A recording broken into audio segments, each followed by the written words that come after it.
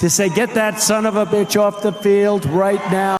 Remember Donald Trump crushing NFL kneelers? Sitting down, he said, to take a stand against the growing number of unarmed black men killed by police and racial injustice in general. For protesting police brutality. I don't see it as going about it the wrong way. This is something that has to be said. Spearheaded by Kaepernick. Your San Francisco quarterback, I'm sure nobody ever heard of him. That Trump totally trashed. Well, in new leaked audio, is this kneeling, which every player has a right to do if they feel it's right. The problem we have is we have a president that will use that as fodder to do his mission. Now, while Robert Kraft has a point, didn't we know this already? Remember this? During a meeting between players and owners last week, Bob McNair said if the league didn't stop the protests, it would be like, quote, inmates running the prison. And when DeAndre Hopkins did this? First of all, we know that DeAndre Hopkins, the Texans star receiver, was not at practice today. James Palmer has reported that it was because of McNair's comments. It was reported by ESPN's Seth Wickersham that this very subject was discussed. I've done a lot of things wrong.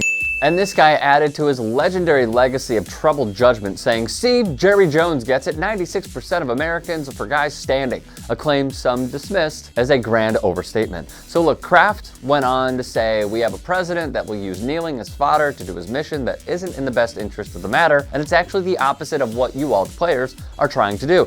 There's a lot to take in. Robert Kraft and Donald Trump are friends, where Kraft has flown on Air Force One. Kraft has been at Trump's fundraisers, even to the extent of sharing an evening dining with the Prime Minister of Japan. He and I, we've never done any business together, but we've been friends over 20 years, and we've had a lot of fun together. Even so, friends disagree. There is no question Trump used NFL players kneeling to draw a divide with racial undertones across America. To say, get that son of a bitch off the field right now.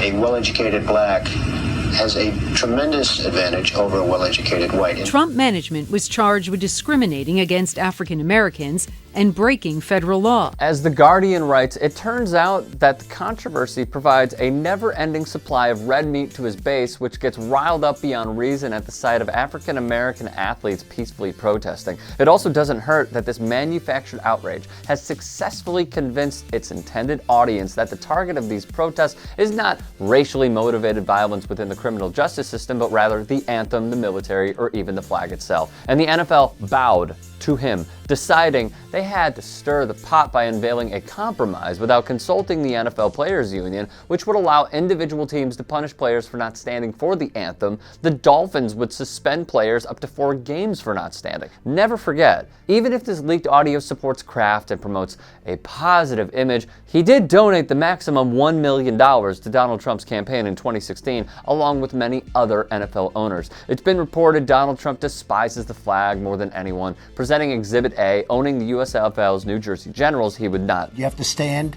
proudly for the national anthem. Rather, Trump would do work, take calls, conduct interviews, probably never gave it a second thought, said Jeff Pearlman, author of Football for a Buck. I was there 34 years ago when Trump spent the entire anthem berating Philadelphia Stars president Carl Peterson about playing a USFL playoff game at Franklin Field, said Paul Domowitch of the Philadelphia Daily News. I give Trump credit, a serial groper's gonna grope. Donald was hell-bent to get into the NFL, either via an accommodation or a merger. Many have pointed to this, Donald Trump's desperate attempts at NFL ownership and this being a ploy for vindictive revenge. As Trump himself admitted in a call to Jerry Jones, it was never about the flag, the military, nor the anthem. This is a very winning, strong issue for me, Mr. Trump said in a phone call, according to a sworn deposition given by Jerry Jones and reviewed by the Wall Street Journal. Tell everybody, you can't win this one. This one lifts me.